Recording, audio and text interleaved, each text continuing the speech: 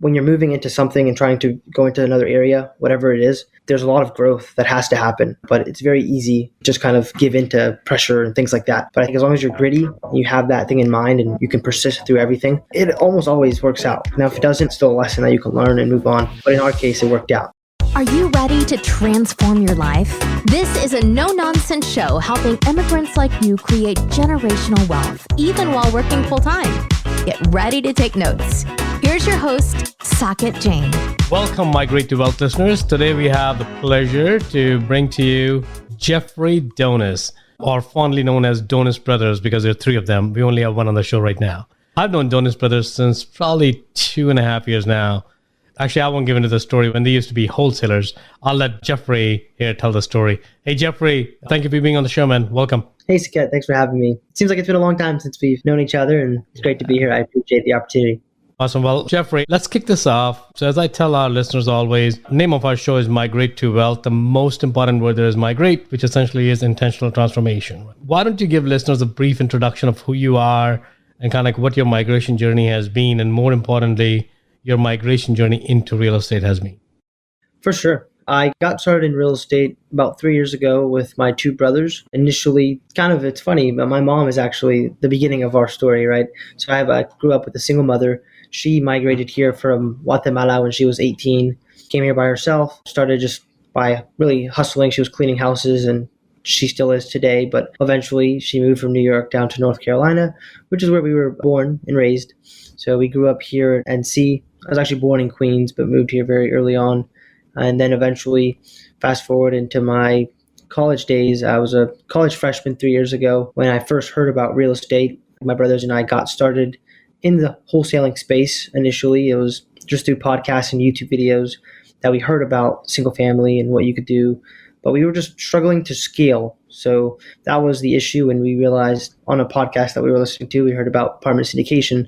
So all in all, eventually decided to join a mastermind group called Think Multifamily, which I was just telling you, I was at their conference this past weekend. And since joining that group, all those steps were lots of leaps that we had to take and different, things you have to learn in every single aspect, different people you have to meet. It's always scary to make those leaps of faith, whether it was me going from college into single family full time, and then eventually into the multifamily space. It's always some type of fear that you're facing. You have to overcome it. And we're still doing that on every deal that we do. But that's a little bit about kind of the background in a very quick summary. Yeah, Jeffrey, and thank you again for sharing that story. It's a perfect immigration story where someone in your family made a bold choice, in this case, your mom, to move to this country without a whole lot of resources behind her, but just through pure hustle and hard work, made it to a point where the three sons are now doing multifamily investments. But kudos to you and your mom, man. Appreciate you sharing that story.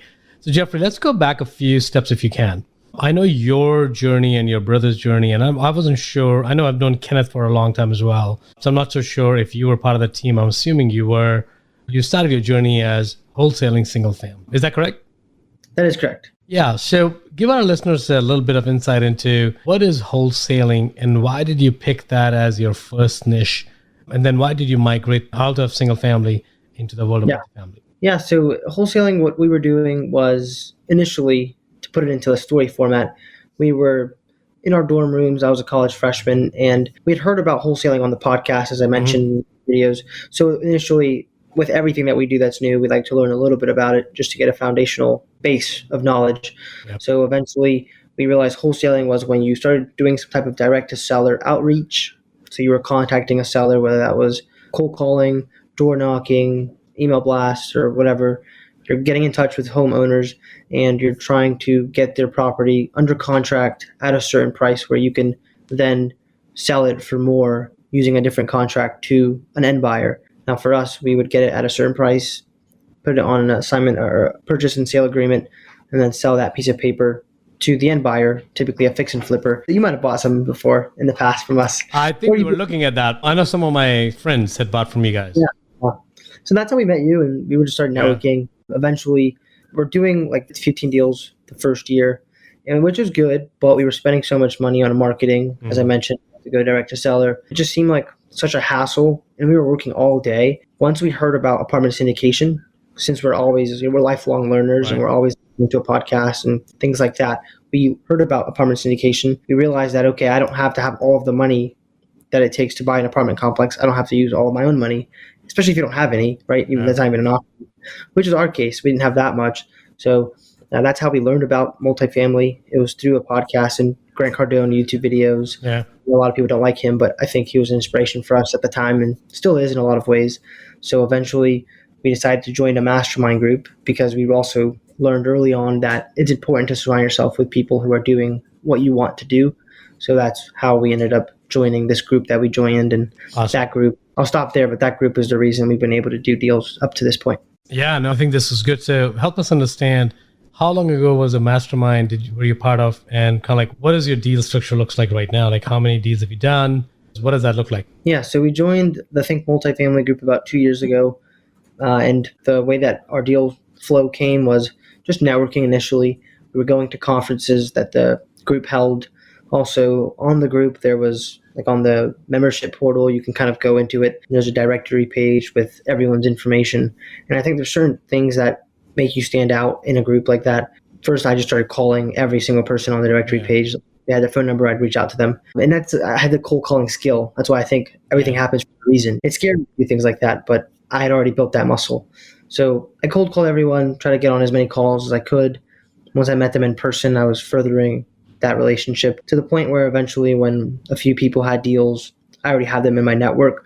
So once I reached out to them, just followed up, they let me know that they had an opportunity in certain locations in the Southeast that we were really keen on. So we ended up finding a way to bring them value on the capital side as well as we participate in other ways. But the first 4 deals that we did as co-general partners, which is not the same thing as being a lead sponsor. The lead sponsor is typically the person that finds the deal, and they're typically calling all the shots.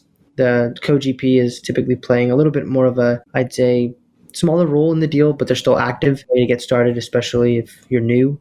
I'm just trying to find a way to bring a lead sponsor some type of value, which is what we did in the first 4. So we co-GP'd so far on 4 deals, over 1,000 units as co-GPs. And then the 5th deal we closed on yesterday. I can't talk too much about it. That's the 5th one, and that one's actually as a lead GP. So congratulations. Well, leaps and bounds, man, in the next 2 years, as expected from Tony's brothers. Kudos. Congratulations. Thank you. I appreciate it. Yeah, so what was going through your mind? Of course, you've done 4 deals before you went through your latest as lead sponsor, which is essentially there's somebody who found the deal, who put the team together, raised the capital, structure the loan and everything, right? You're basically your hands in everything, and then the asset management piece. So help us understand your psyche of when you were going through that, or your brother's psyche, because I know you're one team.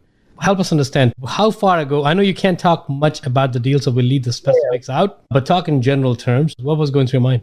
Before we decided that we were going to try to take down our own deal, I think everyone faces limiting beliefs, and the imposter syndrome is real, especially in the space. So I was at an event, and I was like talking to this group of people. My brothers were running around me, and I said, we're starting to look for our own deal as a lead GP. Kind of manifesting it, and I said that we're going to manifest it. And one guy who's been doing a lot of deals, he's been in the industry for longer than I have, but he hadn't done a lead GP role at the time. He hadn't done that yet, and he said, "You think you're ready for that?" In my head, I realized, like I never even thought it was something you could be ready for. I talked to so many people that were lead general partners, and that's the importance of surrounding yourself with people who are doing what you want to do. Because I was hanging out with these lead GPs on their own deals, and I wasn't always a partner on those, but I was just always spending time with them, talking to them. And I realized that they're normal people. Yes, they're very smart and they're very educated. They have a lot of experience, and they definitely had more money than I had. But I just saw myself in so many ways doing exactly what they were doing.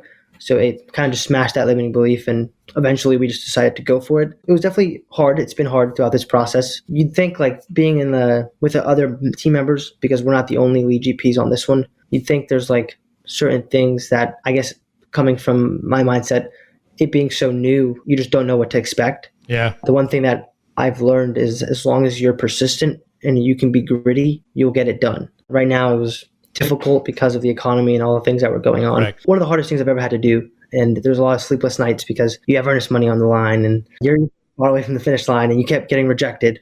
But as I mentioned, everything happens for a reason. And in the order that it happened for me on my journey, with cold calling in single family, I was facing rejection. You're already used to hearing no's. So there's nothing personal about it. I'm sure that helped. I'm sure it was hard when somebody said no to you, because I know I've faced no's a lot in my own life. It's never easy, but that's where the growth is. Exactly. And I think we did have to become a certain individual over the last 6 months. I had to grow and become the person that could take on this role and succeed at it. So I personally know I've grown so much. And I think it's awesome to reflect on an experience like that. So when you say like migrating, I think when you're moving into something and trying to go into another area, whatever it is, there's a lot of growth that has to happen. And I think if you understand that going into it, you'll lean into it more so than it's literally like being a victim or a victor. Like you obviously in the arena, but it's very easy to just kind of give into pressure and things like that. But I think as long as you're gritty and you have that thing in mind and you can persist through everything, it almost always works out. Now, if it doesn't, I think that's still a lesson that you can learn and move on. But in our case, it worked out. So isn't it funny? I'm sure, Jeffrey, you'll agree with that. And if you don't, please let me know. Or even if you do, let me know. When we all started at some point from zero, right? Kind of multifamily. And within very quick months or weeks, we all understood the mechanics. What step 1 is this, step 2 is this, step 10 is this, or whatever. How many number of steps you have. Everything is broken down like a small formula. Right. And everything makes sense. And now you're like, I'm ready. Yeah. But you're not ready. Right. Until you do it, you're not ready. And even if you do it, doesn't mean the next deal you're going to be ready. So you're always facing that same doubt, that same imposter syndrome, the same fear. Yeah. Did I just get lucky on the last one? That's what it feels. Well, the next one's going to work out, right? But I think it's just that I personally believe that thought we're talking about, hey, you know what? I may feel like an imposter is coming out of a concern because you actually want to be genuine. You want to do the right thing for you. And that pressure that we're putting on ourselves as a sponsor leans into us potentially being an imposter. But it's not really imposter because the way you and I are doing is very different than what somebody else may do it. We have invested our own capital, our time, our resources, our whole life into this sports called multifamily. We're not in it. I mean, you're not just going to finish this deal and then tomorrow disappear and say, I'm done with multifamily. This is what you're going to do for the foreseeable future. Now, you may pivot and you may expand your portfolio, but you're not doing it. I think that imposter syndrome is actually very productive and very helpful if you have put 100% of your force behind making sure that you're doing right by your stakeholders, and in this case, predominantly investors. Yeah, and I think it takes a lot of action, regardless of what perspective you're looking at it from, especially as a limited partner when you're doing something new. A lot of our offerings are not really out there. It's not mainstream, right? It's the opposite. And I think when anything that's new, there's a lot you can learn from it. So how do you overcome that fear that everyone faces? Education, in my opinion. So either going to conferences, reading books, listening to podcasts like this. I think that's a great one for everyone in the audience, regardless of whether you're on the active side or the passive side. The most important thing, build your education. So help us understand, right, to your perspective. I have a very strong opinion about that, but I would love to hear yours before I share mine. You may already know mine, because in previous talks, it may have come up. Active versus passive. Everyone I know wants to go active. And everyone I know, they're always talking about, hey, you know what? You make more money than me as an active. Now, I see a smile already. I think help us understand your perspective, right? Now that you've done at least 5D, 4 of them as a co-GP and 1 of them as a lead sponsor. Help us understand your perspective. What does it mean to be active? And also help us understand the compensation structure that's there is there for a reason. Not to take away from the passive investors, but essentially to keep ourselves incentivized to continue doing it. So I'll shut up, give me your perspective, and then we'll continue the conversation. No, for sure. So I would say the difference between the active investor means you have control over the deal, whether you're in comparison to what the limited partner has is just purely passive. You're not necessarily making any decisions in regards to the business plan. So that's like a simple definition and difference between the active and the passive side. And personally, I think what you're referring to is who wouldn't want to be passive, in my opinion? Like, why would I not want to just place my capital into a deal and it gives me a good return and then I go do it again? I think a lot of limited partners, if they've never done what we do before, they don't understand work goes into it, and it's all day for me on deals that I've worked on. It's literally all day, gruesome work, going to properties, having conversations with investors, getting on asset management calls. And regardless of what it is, like, it just takes a lot out of you, right? Energy, a lot of focus, and it can be somewhat draining. I think it's worth it in the end because this is what we chose, right? It's not like someone's forcing us to do this. But on the passive side, my goal eventually is to be purely passive and then just be a full-time investor. Like, that's exactly what I'd want to do. So if you don't love real estate, there's no need to actually go and be on the active side unless you think it's a passion of yours. I'm assuming that's why you do it. It's probably because... that's exactly what it is, right? Because where I am in my stage in my life, of course, I have several decades ahead of you. It's not for the money. It's really because I love it. And of course, all will take the money. Yeah. I'll never say no to the money, but it's not because someone's forcing me to do that. Because I've had corporate jobs in the past where you're dragging your feet in every morning, and doing real estate is very different form. When I'm talking to people, because also you're a problem solver as a syndicator, Right. as a capital raiser, you're trying to connect the dots for people, which is not that apparent, but in a way which is more coming from your own heart, right? Because if you're not passionate about it, eventually you're going to just start lying or start making stuff up that's not going to be right for in the best interest of the investor, right? So you really, really have to like to do that, like any other business, right?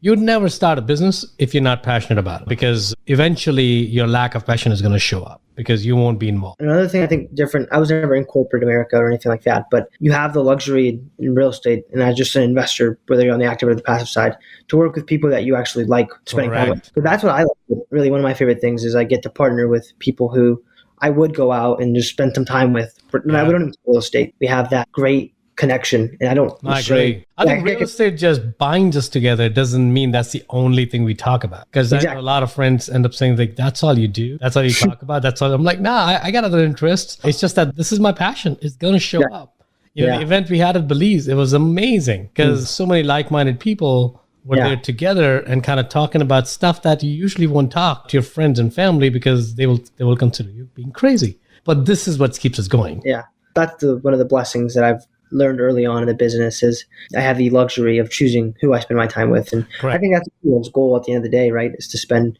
their most valuable asset with and doing what they want. And that's the whole goal is behind investing in real estate. Correct. No, I agree. I think life's too short. We all have an expiration date. We just don't know when. And hopefully it's long enough, but you never know. So might as well enjoy doing what you do instead of suffering it. Jeffrey, help us understand. I know you talked about getting over the limited mindset through education. What other muscles have you developed? Because education is just a stepping stone, right? Because there's so many educated morons that we all see around us where they're very educated, but they're in their head, right? Yeah. So education doesn't necessarily mean that you're going to be able to get over your limiting belief. So what are some of the things that you and your brothers employ for yourself and the company and the family around you? Make sure that you're building a muscle. And what is that muscle? Yeah, for sure. So one thing that I learned in Belize actually with Tom Millwright 2 years ago, he mentioned this one line. He said, if it doesn't have a return on investment, don't spend it. And he was referring to business, but I look at it, now it's like a muscle. I'm like, okay, should I spend this money here? Like if it's hard, I guess, sometimes to see whether or not it's going to be a return, like in a literal sense or type of energy return. But I think that any person in the audience that's listening, that's something that I really took away from the last few years and moving forward in all aspects of my life. I look, what kind of return am I going to get out of this? Whether it's going to save me some type of time, help me some of my time, or give me a good return. And I look at it from a business standpoint as well. If you're looking to build your business, and especially when you're new, the only reason you should be spending money on something is if it's going to have a return on investment. And certain things at certain points in your business don't make sense until you're at a point where you can invest that. I think I'll just add on to that, just to make sure we clarify that. It's not just always, the ROI is not always calculated on money. ROI could be intangible, your branding, right? Your relationships. There could be a lot of different things, or building your awareness campaign. They may need to spend money, but you may not be able to understand or quantify the metric up. It may take some time before the result shows up. You have to be very, very savvy, very thinking about it the correct way. Building a relationship with the brokers, it's a long game. It's not like you go to a coffee with somebody tomorrow and they're going to give it to you the deal next day. That's just not how the world works. I appreciate that. Now help us also understand, like, how do you brothers keep your brotherhood and company not getting intertwined? Like, what do you guys do? Because you see companies where 3 or 4 different partners, but they don't necessarily have a blood relationship there because they sort of strengthen each other's weakness. How do you guys fit into this whole puzzle together? And what roles is everyone playing? Yeah. So we obviously grew up together. We were not as close as a 3 growing up. Like I played a lot of soccer and I hung out with my older brother, and then my twin hung out with my sister a lot. So we were very different. Oh, I didn't know you guys had a sister too. Yeah, we do. She's not in real estate, but we do. And she's older. So like 28 now. Okay. And we're obviously 24 to 21. So different age groups. I wasn't going to give your age away, but you did. That's good. It's a secret until now. But yeah, man, my brothers and I growing up together with our single mom, it gave us that unique and like similar perspective on life, money, and what we want out of it. Obviously, we come from the same upbringing. So initially, like, money was scarce growing up. And I think we all obviously we share that. And we saw that our mom was struggling, and she still does the same thing. Our goal is to retire her. So that's what unites us. Initially, we were like, okay, how do we make money to help my mom? That was the goal. And obviously, as you educate yourself, you realize, well, let's not be so selfish. Like, we're going to achieve this goal. How can we help other people? And that's kind of cool. I think that's the cool thing about entrepreneurship is you'll quickly realize that you can fix your own life and sort of kind of design it the way you want. We call it life by design. And then you can start helping other people do it. And then outside of that, you can just continue giving back. So that's the goal. But in regards to our brotherhood, we get along. We have a similar sense of humor. And we spend a lot of time together. So over time, we start to build this unconditional love and bond that I think benefits the business because I can say whatever I want, regardless of how it sounds. Like I don't have to like pamper it or prepare what I say. I just say it off the dome, right, immediately. And if it comes out bad, they'll just get mad and they'll get over it in like 10 minutes. So that's the worst that happens. And I've always thought, if I'm working with other partners, I always think of twice about what I say, which I think it must play some type of effect. I think it's probably not the best partnership if you have to watch what you say. I agree. Of course, I'm sure you're not being rude, but you're being free with your mind, but saying it in a way that doesn't offend anybody else. I think as long as you're doing the same way with a partnership, that's good. But if the partnership ends up being some partnership where you're actually scared of speaking your mind, it's probably not the best partnership to begin with. It's just like a marriage, right? If you're always scared, or any relationship, if you're always scared of your partner blowing up, eventually that relationship is going to just grow apart. 100%. Just probably the same thing in any partnership. But I see, to your point, I do see a lot of partners where they're not on the same page. Right. But unfortunately, they can't sever the relationship, right? And that's where we say that a real estate deal, especially a multifamily deal, it's a 3 to 5 years of marriage, at least. Yeah. Especially given the circumstances now. So if you can't see yourself with that person for 3 years, don't get in the bed with them. Yeah. Because in that case, the investors who are your children, they're not going to be that forgiving as your children. Right. Yeah, and especially as an investor or a passive in a deal, I think it's important to understand what the communication is before going into it, like what to expect and to see if those meet your expectations. Like if they don't line up, then I think that's something that you want to think about because not everyone's as communicative as perhaps you'd like them to be. And then also if it's too communicative, like you don't necessarily need all these updates. Correct. You should let them know and set that up beforehand. But I see it's a fine balance. Yeah, you're right. Yeah, I think a lot of people don't talk about that. Like that's one of the things that isn't on everyone's checklist. What kind of deals do you guys look for? Where are you looking? What's your criteria? Yeah, so we look at 100 to 250 units, B-class, 1980s vintage or newer in Atlanta and North Carolina markets like Greensboro, Winston-Salem, Raleigh-Durham, and then Charlotte. That's what we're looking at moving forward. In the past, it's been a little bit older vintage and C-class, but moving forward for next year, that's what we're looking for. What do you see happening in the market right now with the capital markets in a turmoil? What do you see? How are you looking at the deals? Yeah, so our criteria has changed because of what's going on. So obviously, having done a deal recently, we realize how hard it is to get debt and to get the right leverage on deals as well as to raise capital. It's difficult. So we're more picky with our deal criteria. That's why we've fine-tuned it down from 100 to 250 units.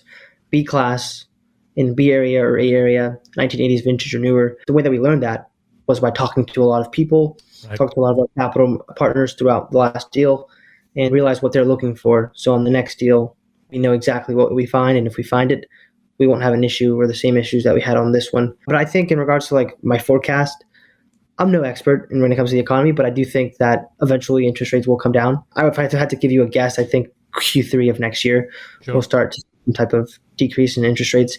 They obviously can't go up forever, but I think it's an opportunity because there's a lot less buyers in the market, which makes me really excited because if I can get one done now, then I mean, it's only going to get better for us, and I'm only growing. I think you're closing a deal in a very tough time. So I empathize with that because I'm working on a deal right now in Myrtle Beach myself, and capital raising has changed because there's a lot of angst amongst. You have to go after the right deal, with the right team, with the right metrics, with the right sort of underwriting. And before the time could have helped you, the market could have helped you, right? The rising tide takes care of all. Now, when the tide goes down, we will know who's swimming naked, as Mr. Buffett says, and I've paraphrased the entire thing. But it's really, really more important to be more careful, but not be overly cautious because then you end up doing no deals.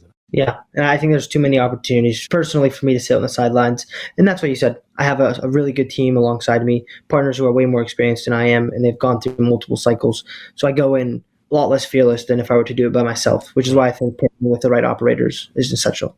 Awesome. Well, Jeffrey, we're coming towards the end of the show, so we'll go toward the last two questions. Now, I usually ask people, what insights do you have for your 20-year-old self? In your case, that question doesn't apply because you are 20-year-old self. So we'll ask the question differently. If you were to go back several years ago when you restarted this whole journey into real estate, right? What is some insights that you would give to your younger self, which is going to help them migrate into life much more seamlessly? Yeah, I'd say two things. The first one is being willing to sacrifice things in the short term for long-term gratification. And I think I used to struggle with delayed gratification. Didn't even know what that was until a few years ago. So just understanding that at an early age would have really helped me. And then on top of that, I mentioned it already, there's a book called Grit, which is actually right behind me. And it talks about that's the number one thing that's common in any successful person is that they have that trait, which is grit. Which really just being able. Who wrote Grit? We can't see your background. Angela Duckworth. Okay, I haven't read that book. I would make sure I purchase that one. Yeah. And we'll really include good. the link. We'll include the link of the book in the show notes below. Very good. It just talks about like in a Navy SEAL school, or I think it was like a Navy Academy, the people that would actually go in were not always the one that were the most highly ranked. Initially, it's just the people that had that trait of being gritty. And as a athlete, I used to grow up playing soccer. As an entrepreneur, the number one trait that I still see and that I saw in myself going through these last few deals was as long as I was persistent and regardless of what like the obstacles and we were facing, we just continued to persevere. We always ended up winning. And the one thing that I always kept in my mind was I'm not going to quit. I'm going to go as hard as I can every day. So those two things. And I've developed that over the last few months, really. But if I would have known that a few years ago, I think I would have been more successful at my sport, in school, etc. Awesome. Now, last question. What is your one wish and desire for the humanity to migrate towards? Yeah, I would say financial education, which is something that Robert Kiyosaki talks about. I think I didn't know anything about financial literacy at all in high school. They don't teach you that. Middle school, they don't talk about it at all. So I think that's one thing. I think that would help a lot of people come out of poverty. Awesome. So grit and financial education. That's awesome. Well, Jeffrey, this has been an exciting conversation. I know you and I can talk at length, and we have done that before, but I wanted to be respectful for your time. Where can our listeners and our audience get hold of you if they want to get in touch with you? Yeah, they can find us at Donis Brothers on all social media platforms. And then feel free to check out our checklist if you're interested in just knowing what to look for before investing in any type of passive investment. It's www.donisinvestmentgroup.com/checklist. Awesome. That's www.donisinvestments.com/checklist. Right. Yep. And then last one is The Real Estate Monopoly is our podcast. So if you're interested in just checking us out on there, feel free to. You do have to listen to that show. It's an amazing. You'll see the hustle these guys have put together. Well, again, Jeffrey, thanks a lot for the conversation, man. I really appreciate it. I know you're coming back from a conference, so you're probably super tired as well. Thank you for making the time. Thank you, Saket. I appreciate you having me on. If you got value from this episode, you might consider sharing this content with a friend. But most importantly, be sure to take action on what you've learned. One way you can take the next step is to connect directly with Saket on an investor call. That link is waiting for you in the show notes below. The content of this podcast is for informational purposes only. Please consult your own advisors when making any investment decisions. Keep listening. We'll see you on the next episode.